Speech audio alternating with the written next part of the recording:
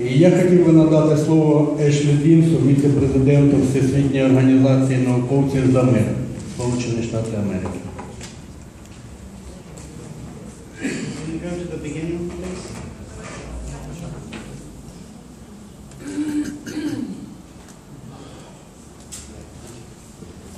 So it's a great pleasure to be here today. I'd like to thank Slava Glavorsky, the president of the David Lynch Foundation in Ukraine, for helping to arrange for us to come and talk to this wonderful conference, which is going to really help to heal the individuals suffering from PTSD. And as I've said here, we're going to present today an innovative approach to rehabilitation for the individual, for the nation, and for the world. So what I'd like to do is, firstly, I'm going to talk about transcending and its necessity for rehabilitation and relief from PTSD. I'm going to talk about brain development as the basis for success in life. And then I'll talk about the benefits of transcendental meditation for health and the benefits for society and for creating world peace. So let's look firstly at transcending for rehabilitation and relief from PTSD. What does transcending mean?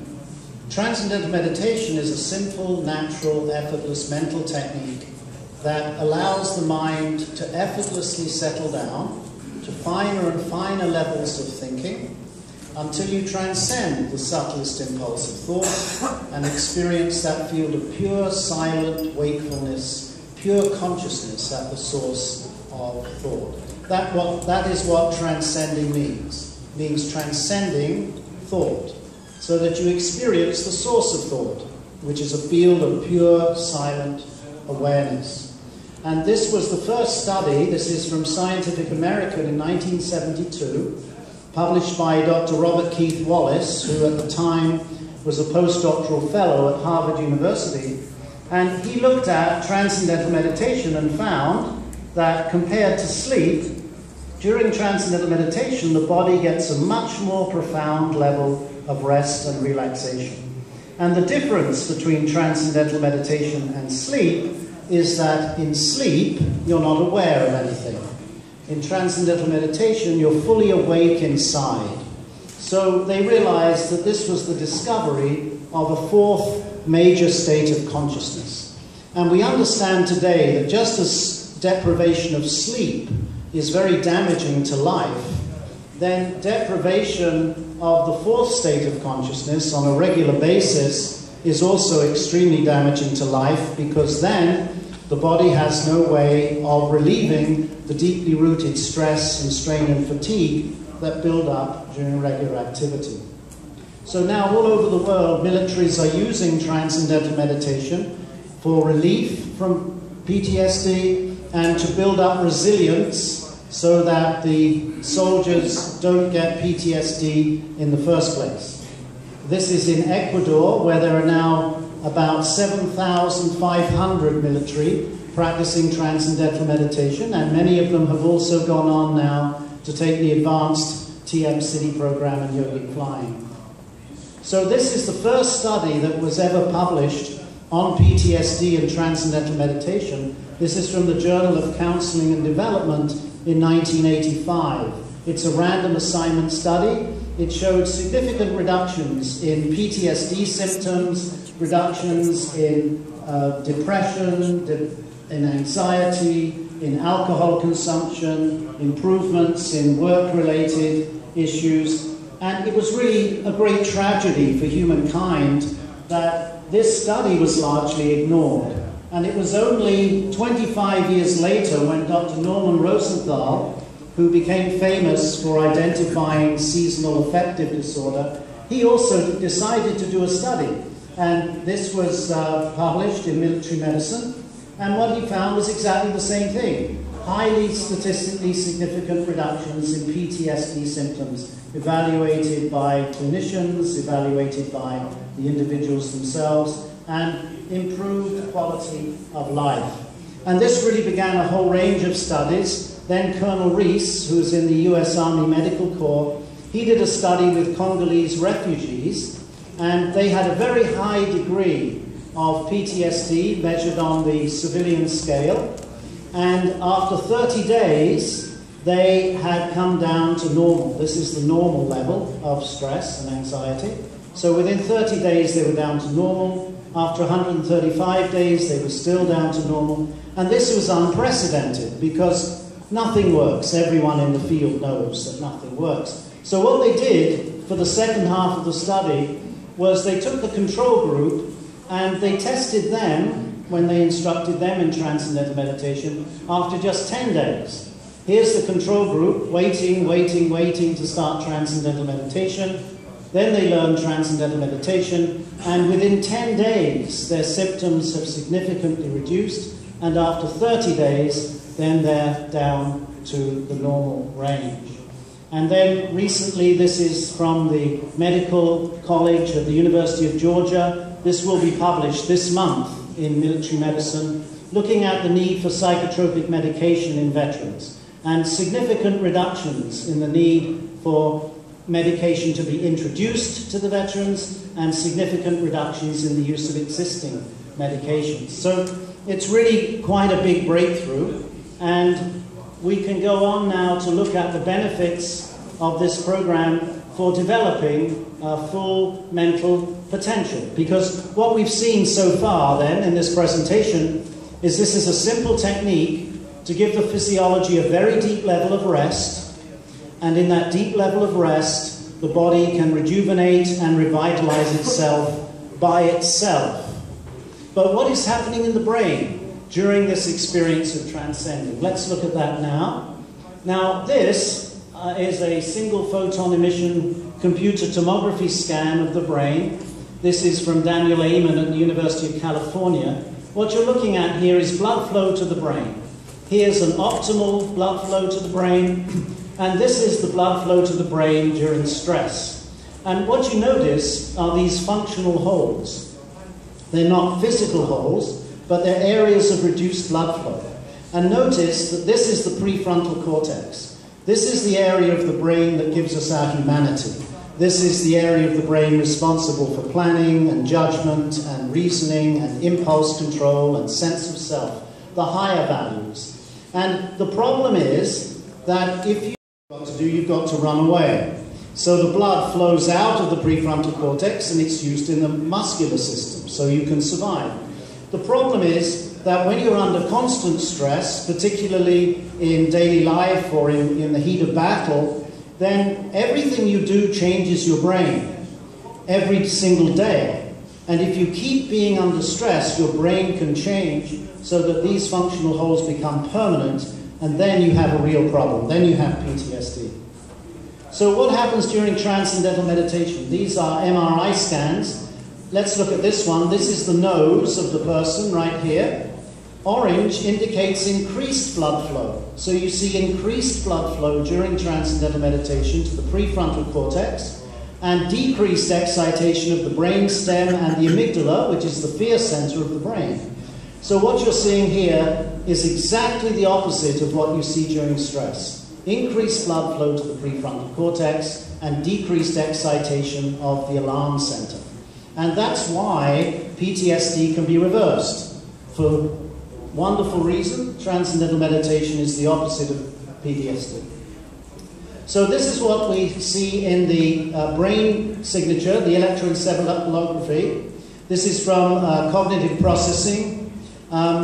These dots represent the leads of the electroencephalograph, and what you're looking at here is coherence in the brain at alpha frequencies. So during eyes open, what you see is there's very little coherence in the brain. That means communication between different cortical regions. With eyes closed, you see a little bit more, particularly here in the occipital cortex, because now the brain is, with eyes closed, it's alert, but it's not doing anything. And then this is after just 10 seconds of Transcendental Meditation. The whole brain is functioning holistically. And what's fascinating to note is that the prefrontal cortex, which is the human part of the brain, is now communicating with the animal part of the brain. So you start to see people with better moral reasoning, better judgment, more impulse control. And notice also that the left side, the analytical side of the brain, is communicating with the right side, the artistic side of the brain. So this is holistic brain functioning. Now, how could that possibly occur? Well, it occurs because, as I mentioned, everything you do changes your brain. So let's suppose you take up violin lessons and you're playing the violin, then the area of the brain responsible for moving the fingers of the left hand is forming millions of new connections. If you play football, then the area of the brain that moves the feet is building up millions of new connections. If you study mathematics, that'll develop the left side of the brain, the right side of the brain. But notice that this is fragmented. It's developing specific parts of the brain. It's only the experience of pure inner silence, the source of thought, the source of total knowledge within us, that develops the whole brain. And I love your word for education. I can't pronounce it, but Vishenya. What does that mean? Vishenya means knowledge within. And we understand now what Transcendental Meditation is doing, is opening up the awareness to the source of all knowledge that's already within you. Because it's the source of every creative idea and every impulse. So let's look now at what happens to students, because they're under a lot of stress. This is a random assignment study in Taiwan. This was looking at things like creativity and intelligence and fluid intelligence and field independence. And you see that on every category, when the brain is functioning coherently, student performance improves. That's why we're saying that it should not only be put into military, but it should be in every single school. And I'll explain why that's happening. So this is my first main point, that research shows that it's only the experience of transcendental consciousness that enlivens total brain functioning. So you may have a friend who says, you know, I don't need transcendental meditation, I know how to relax, I go home, I sit on the sofa, I watch football on television, and that relaxes me. But watching football on television may relax you, but it doesn't develop your whole brain. That's the big difference with transcendental meditation. So let's look at the benefits for health. Very brief, this is a very brief section. But we know that stress, the World Health Organization has said that stress is the modern plague, and it's responsible for so many of the lifestyle diseases, common diseases in modern society: cancer, diabetes, immune system breakdown, alcohol and substance abuse, cardiovascular disease. The list is endless. So if we now have a way of giving the physiology the opposite experience of stress, then we have a way of preventing the harmful effects of stress. So let me just show you this study. The initial one was done at Stanford University. It's a meta-analysis of 146 different studies on stress. And they looked at every technique they could find, and only transcendental meditation produced a significant reduction in stress as measured by trait anxiety.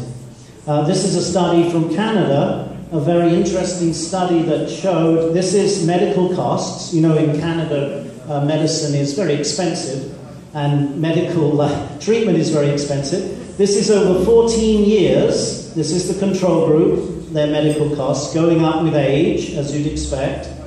This is the TM group, measured for 8 years, and then they learned transcendental meditation, and then their medical costs went down by 58% over the next 6 years. That's huge.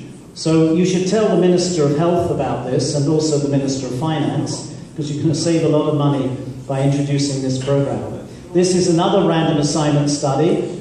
This led to endorsement from the American Heart Association. They say the only meditation they endorse for the treatment of high blood pressure is transcendental meditation. This showed a significant reduction in heart attack, stroke, and mortality after 5 years in the TN group compared to those who were doing health education.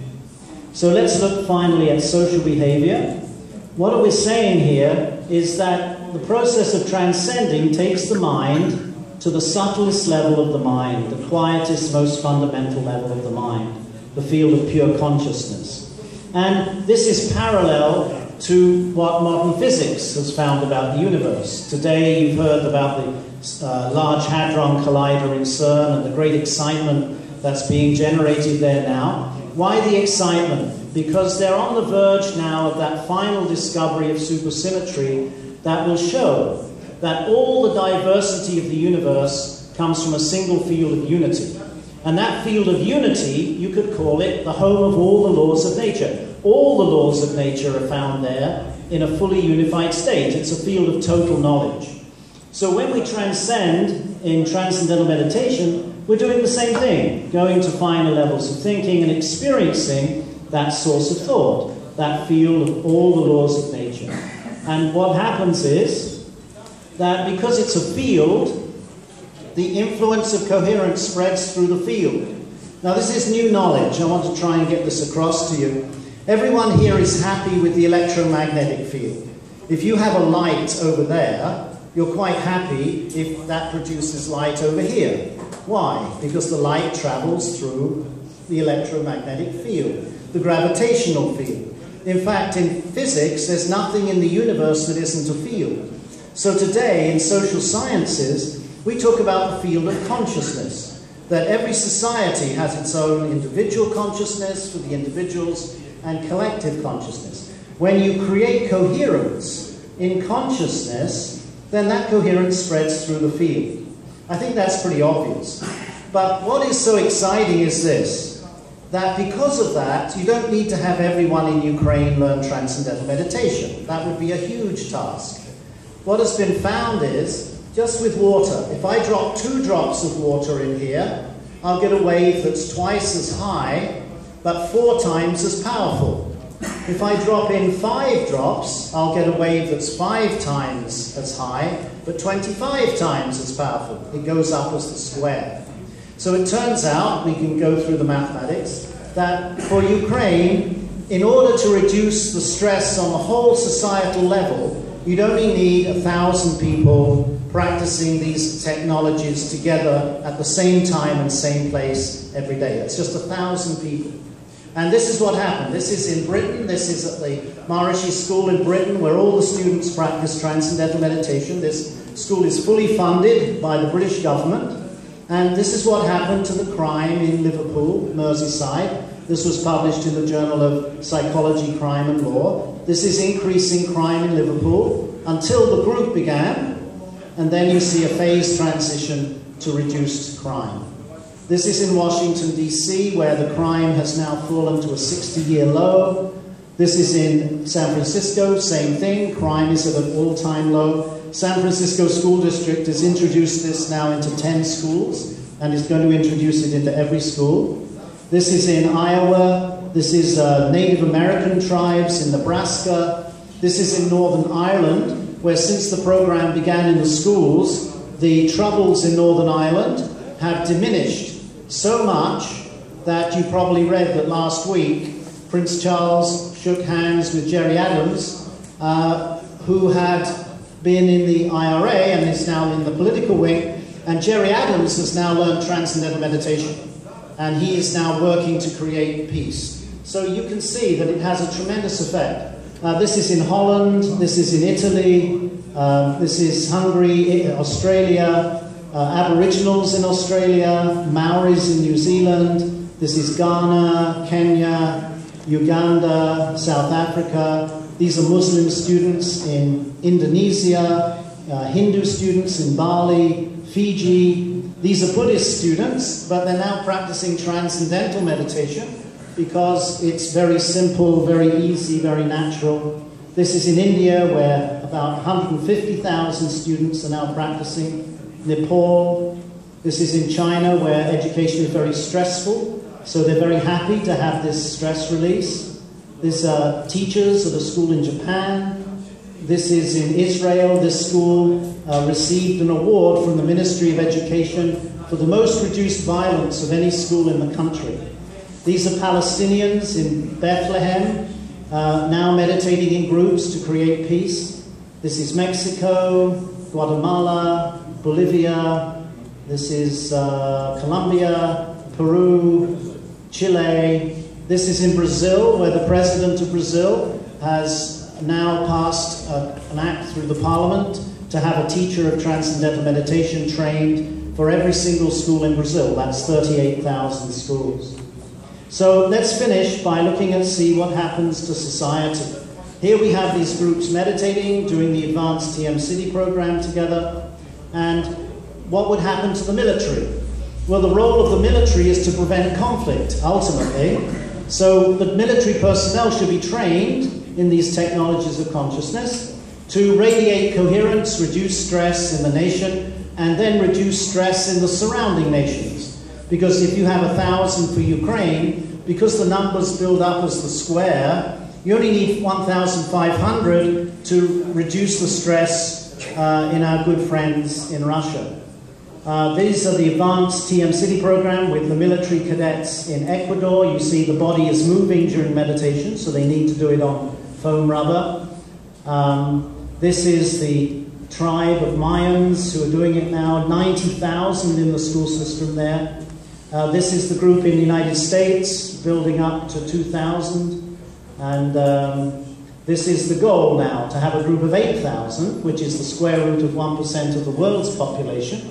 And what I want to finish with is this research where when groups have assembled, which are large groups, this is a study published in the Journal of Offender Rehabilitation, it showed significant reduction, 71% decrease in war-related fatalities in Lebanon when these assemblies were going on at different times during the 1980s. And the ones with the yellow circles, these are large enough to affect a global scale.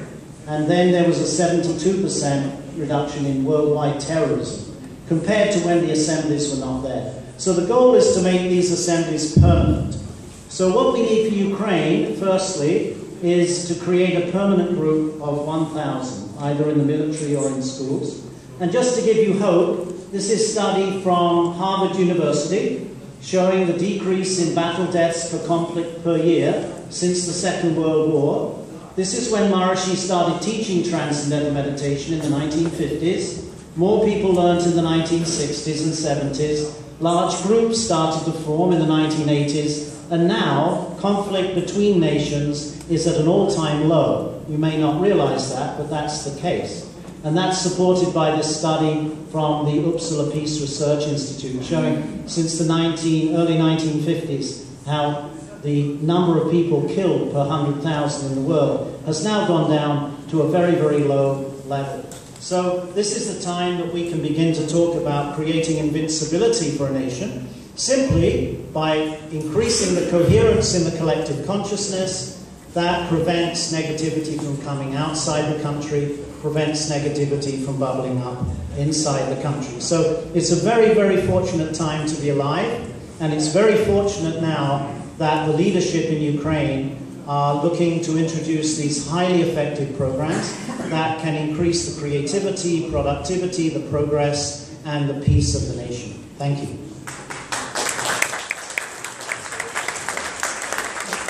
Дякую вам за дуже ґрунтовну доповідь. Я хотів би всім учасникам конференції нагадати, щоб кожен розраховував, що проєктів у нас багато, і ми повинні сьогодні почути всіх, щоб не виходили за межі.